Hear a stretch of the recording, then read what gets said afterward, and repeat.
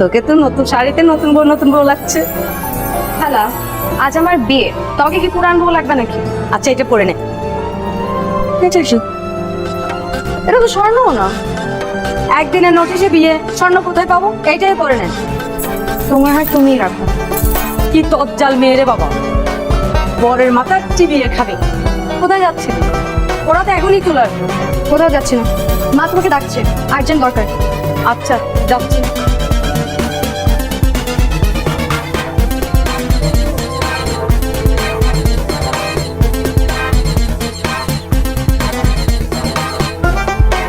মামা যাবেন? আপাতত যেই দিকে দুই চোখ যায় সেই দিকে যাবো। আমাকে দেখে বুঝতেই তো পাচ্ছেন বিয়ে থেকে পালিয়েছি। চলেন একটু ঘুরি। জানো,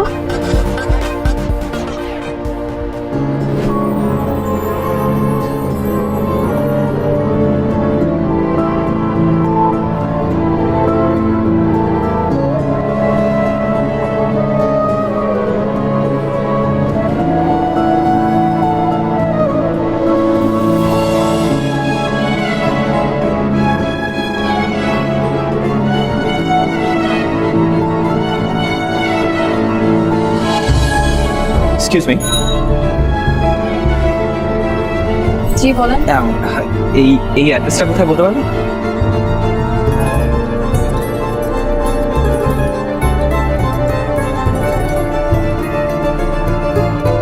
এই অ্যাড্রেস আপনার কি দরকার? আমার একটা বিয়ের দাওয়াত আছে, আমার বেস্ট ফ্রেন্ডের বিয়ে। ওরকম কোনো অনুষ্ঠান করছে না, বললো যে দেখতে গিয়ে বিয়ে হবে। তো আমার 5টার মধ্যে যাওয়ার কথা।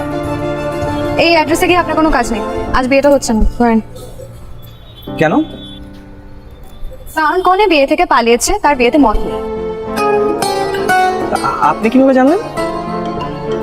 কি আশ্চর্য, আপনার আমাকে দেখে কি মনে হচ্ছে? আপনাকে দেখে মনে হচ্ছে আপনি কোনো বিয়ে থেকে। ও, আপনার সাথেই আমার বন্ধুর বিয়ে হওয়ার কথা ছিল। আচ্ছা আচ্ছা, ইন্টারেস্টিং। আসলে ভালোই হলো, মানে আমার চেম্বারে একটা কাজ আছে, বিয়েটা হলে আজকে কাজটা হতো। থ্যাংক ইউ আপনাকে। অদ্ভুত মানুষ তো আপনি। আমি বিয়ে থেকে পালিয়েছি, আপনি অবাক হচ্ছেন না? অবাক হওয়ার কি আছে? আপনার বিয়েতে মত নিয়ে আপনি পালাবেন, এটাই তো স্বাভাবিক, তাই না? আমি বিয়ে থেকে 3বার পালিয়েছি। একবার তো আমার বিয়ে হয়েই যাচ্ছিল, কাজী সাহেব বললেন বাবা বলো কবুল। আমি বললাম যে 1 মিনিট, একটু বাথরুম থেকে আসছি। বাথরুমের কথা বললে? 3বার বিয়ে থেকে পালিয়েছেন কেন? মেয়ে পছন্দ হয়নি? না না, মেয়ে তো খুব পছন্দ হয়েছে, খুবই সুন্দর, দেখলে বিয়ে করতে ইচ্ছে করে। আসলে জানেন, আমার এই একটা আফসোসের কারণেই রাতে ঘুমোতো না, যে ইস, মেয়েটাকে বউ হিসেবে গেলাম না। তাহলে বিয়ে থেকে কেন পালিয়েছেন? সেরকম কোনো কারণ নেই, আসলে সংসার করতে ভালো লাগে না। আচ্ছা এনিওয়ে, আমি আসি। হ্যাঁ, আমার চেম্বারে রোগী ওয়েট করছে তো। আপনি ডাক্তার?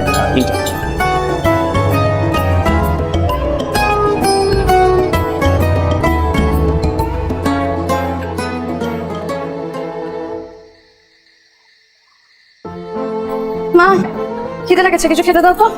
সারাদিন কিছু খাইনি। বিয়ের খাবার দাবার বেঁচে গেছে না? সবই তো বেঁচে গেছে, দেখছি খাবো। থ্যাংক ইউ মা। তিথি কিসের থ্যাংক ইউ?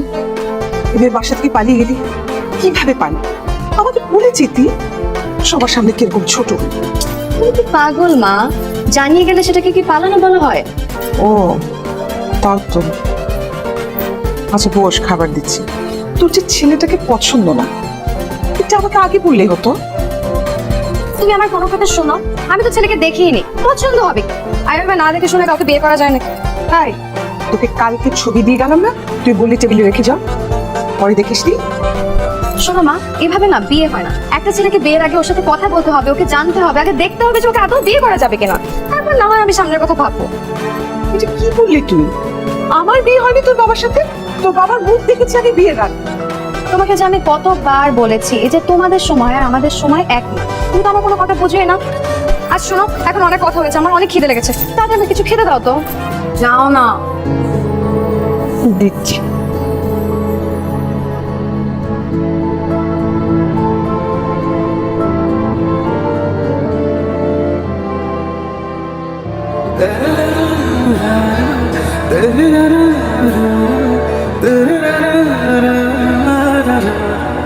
কি আশ্চর্য, এই ছেলেটার সাথেই তো রাস্তায় আমি বলি, সেটা আমাদের মিথ্যা বলবো না। যে আজটা ঘুরে গিয়েছিল। আসতে পারি? জি আসুন।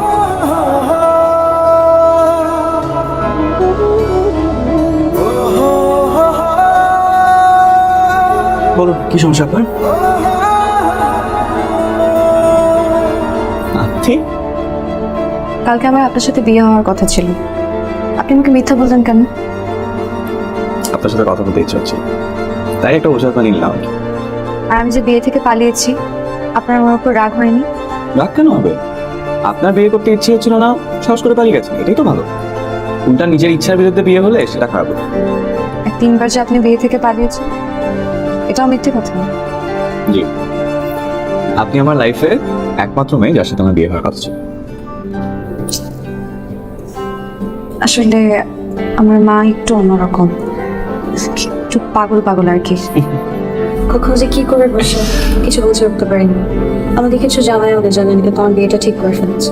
এখন আমি তো আপনাকে কখনো দেখিনি, কথা হয়নি, জানিও না। এই সময় কি করবো বেড়ে উঠতে না পেরে বিয়ে থেকে পাচ্ছি। I completely understand. চেনেন না, জানেন না, যাকে তাকে বিয়ে করা যায় নাকি? সেটা আচ্ছা, আজকে আসি। আবার আসবেন কিন্তু, মানে এমনি এমনি না, অসুস্থ হলে তবেই আসবেন। আপনাকে ডিসকাউন্ট দেবো। হাজার হোক, এই হলেও হতে পারতেন আমার একমাত্র বিবাহিত বউ। আজকে আসি।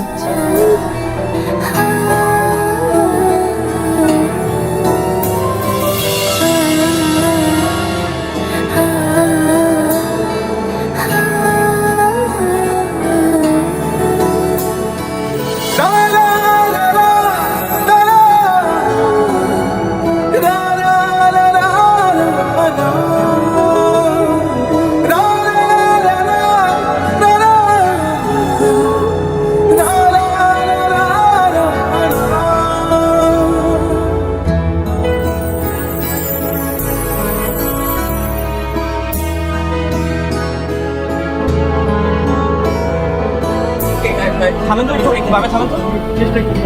কি হয়েছে? কথা বলিস কেন? তোমরা একটু বসো, আমি একটু আসছি।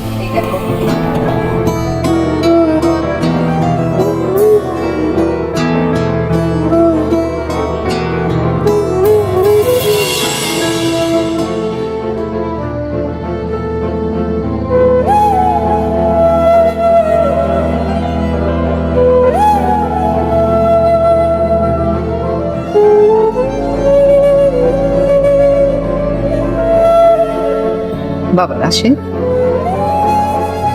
আল্লাহ যা করে ভালোর জন্য করে।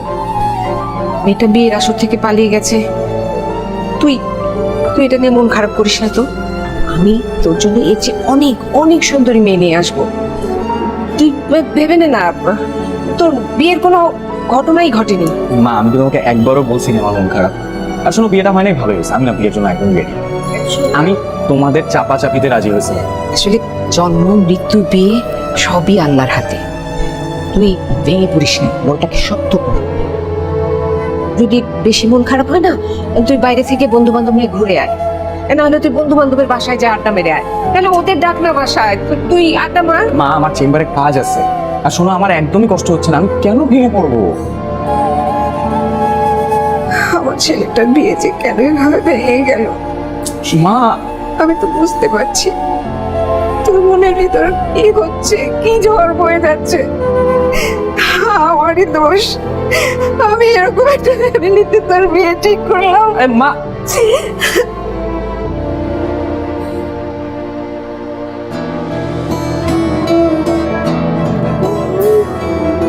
আপনারা নিশ্চয়ই অবাক হচ্ছেন, আমি এতবার বুঝাচ্ছি অথচ আমার মা নিজের কথাই বলেছে। আসলে আমার মা রাজিয়া বেগম এরকম, নিজের মাথায় একবার যা ঢোকে সেটা আর কোনো দিনই বের হয় না। বিয়ের সময় আমি হাজারবার বলেছিলাম যে বিয়েটা আমি করবো, অথচ এই মহিলা কানেই তোলেনি। এখন আমাকে তার কথা মতো কষ্টে শেষ হয়ে যায়। কি মুশকিল। তবে হ্যাঁ, একটু যে খারাপ লাগেনি তা অবশ্য না। বিয়ের আসরে গিয়ে হবু বউ পালিয়ে গেছে এই সংবাদ শুনলে যে কোনো ছেলেরই খারাপ লাগে।